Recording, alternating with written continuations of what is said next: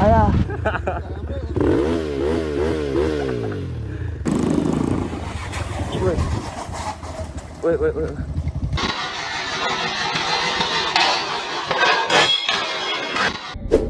Hello guys welcome back to the channel. मेरो नाम हो दिनेश। हजुरहरूले हेर्दै हुनुहुन्छ रोस्ट नेपाल युट्युब च्यानल। आजको यस भिडियोमा हामीले कुरा गर्नेछौँ कि फनी मोमेन्ट र बाइक एक्सिडेन्टको भिडियोजहरू। Let's start the video. हाम्रो नम्बर 1 मा हुनुहुन्छ किरण च्याम्लिङ दाई। दाई चाहिँ आफ्नो भाइसँग डाँडा गाउँ जाँदै हुनुहुन्थ्यो। जाँदै गर्दा एउटा फनी मोमेन्ट क्रिएट भयो। फनी मोमेन्ट त होइन, तर मलाई चाहिँ फनी लाग्यो। किन भन्दा गाडी एक्सिडेन्ट भएर सिधा दौडेर आफ्नो आमा बुवालाई बोलाउन जान्छ बच्चाको जस्तरी। मलाई त फनी लाग्यो, तर पनि एक्सिडेन्ट भएको यसलाई फनी भन्न त मिल्दैन। बट हजुरहरू पहिला भिडियो हेर्नु, हजुरलाई कस्तो लाग्यो भनेर अनि मलाई कमेन्ट गर्नु होला।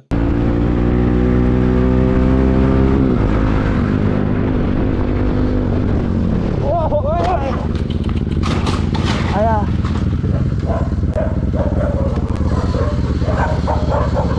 कस्तो झ्याप्पै रोक्यो यार। कस्तो रोकेको ब्रोले? अरे अरे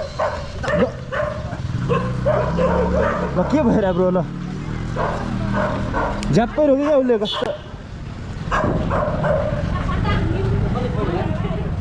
ल दाइ के भएर दाइ?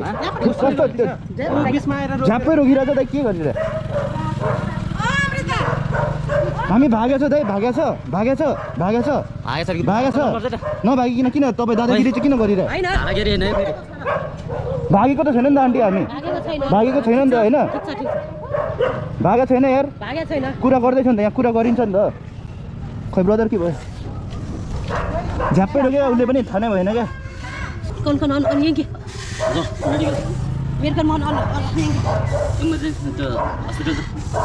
झ्याप्पै रोक्यो क्या उसले पनि। हामीले ठोक्छौँ भनेर त कुदाउँदैन नि त। होइन भागेको पनि छैन नि त दाइ।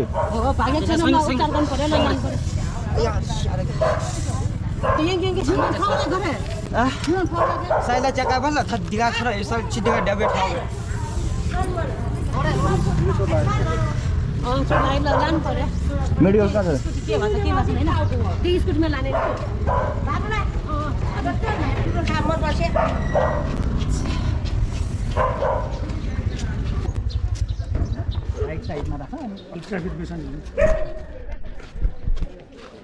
त्यस्तो त गर्नु पर्दैन हौ दाइ, के ऱ्याक भयो क्या मान्छे। अब फेरि हस्पिटल पनि यस्तो ठुलो हस्पिटलमा ल्याएको छ है। अब एक्सरे स्क्यान गर्दाखेरि 2000 सकिसक्यो क्या गाइस। कति खर्च लाग्ने हो अब त्यो एक्सरे गरेपछि अब के हुन्छ होइन। त्यहाँनिर ठुलै घाउसाउ लगाएर रहेछ भने चाहिँ अब गरिदिनै पर्ने हुन्छ उपचार। त्यही हो।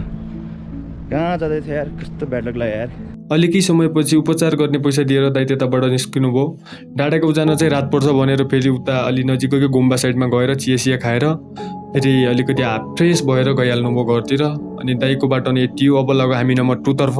हाम्रो नम्बर 2 मा हुनुहुन्छ ईश्वर मेची दाइ। ईश्वर मेची दाइको कुरा गर्नुभन्दा पहिला हजुर यो पहिला यो सर्ट भिडियो हेर्नु।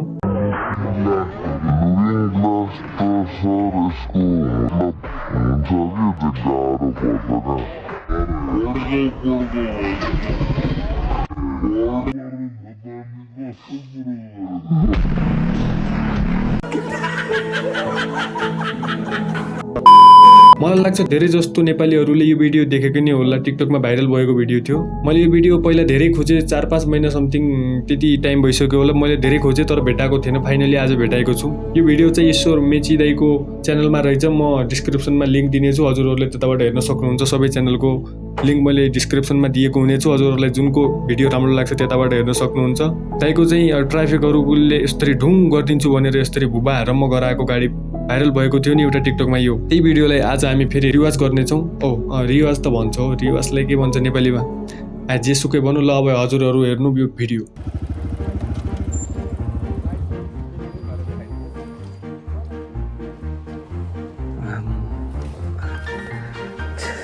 ब्याक भन्नुपर्दा हजुर लुकिङ ग्लास त सर यस्तो हुँदैन। मतलब हुन्छ कि, तर यही कम्पनीको चाहिँ आउन चाहिँ गाह्रो पर्छ क्या। यो चाहिँ झापामा 1 पिस हो नि त, हाइपर S250 चाहिन्छ। गाडी आयो भन्ने मलाई थाहा छैन। होइन अर्को दाइले पनि अर्को दाइ बस्नुहुन्छ नि हजुर हुन्छ हुन त कि तर यो एकपल्ट एक्सिडेन्ट भएपछि सबै फुटेको हो क्या मैले 1 हप्ता 2 हप्ता राख्नुपर्छ घरमै थन्काउनुपर्छ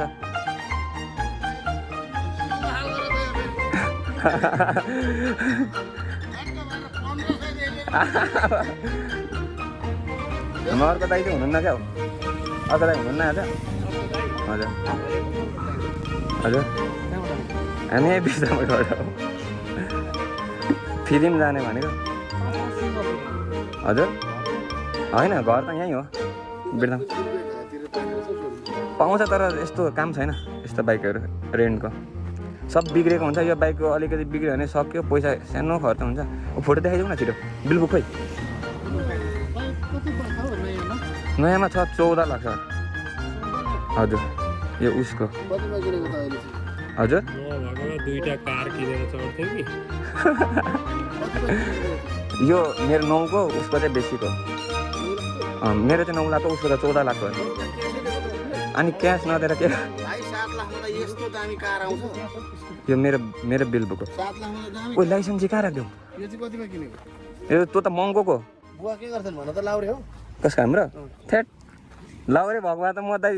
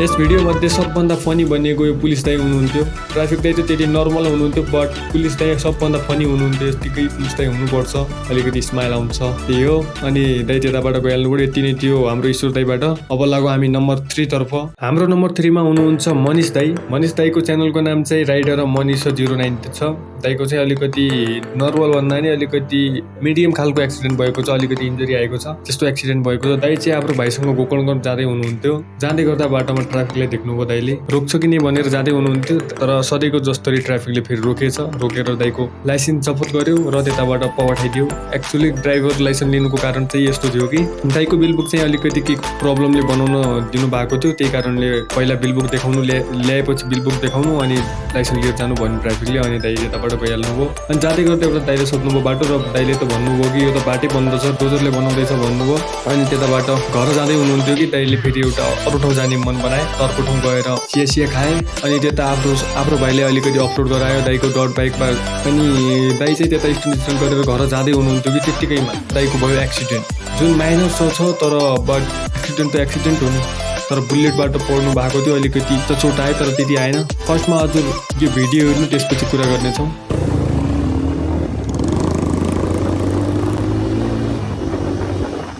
बाहिर आउने बित्तिकै एउटा कनरिङ देखाइदिइहाल्यो फेरि।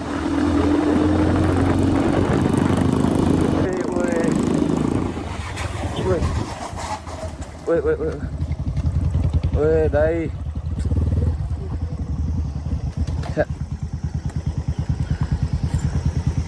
दाइ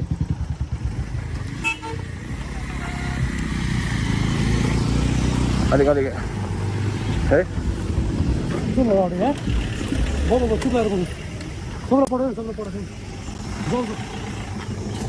तपाईँलाई चाहिँ केही भएन नि?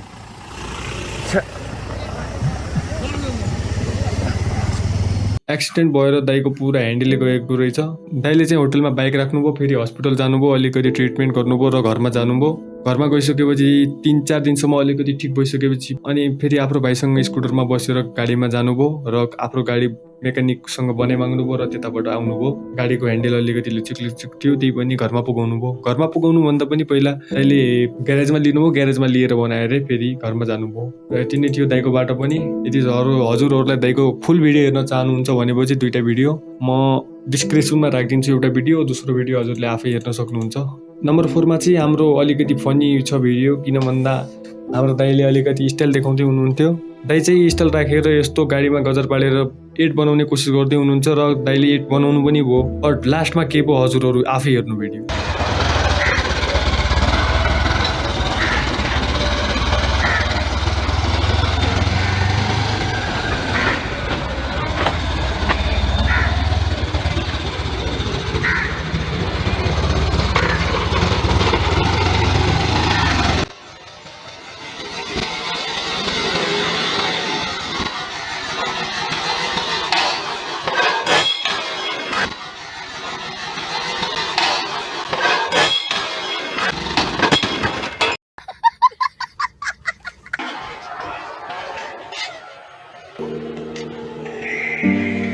तर यो बाइक हेर्नु न आफै हो, यो बाइक हेर्नु त पढे जस्तो छँदै छैन, आफै लिएर राखेर जस्तो छ नि। तर फनी थियो गाइस। चल गाइस, आजको लागि यति नै हो। यदि हजुरलाई भिडियो राम्रो लागेमा लाइक गर्नुहोला, सब्सक्राइब गर्नुहोला र हजुरलाई कुन सिन सबभन्दा राम्रो लाग्यो कमेन्ट गर्नुहोला। तबसम्मको लागि जय Nepal, Ram Ram, see you in next video, by.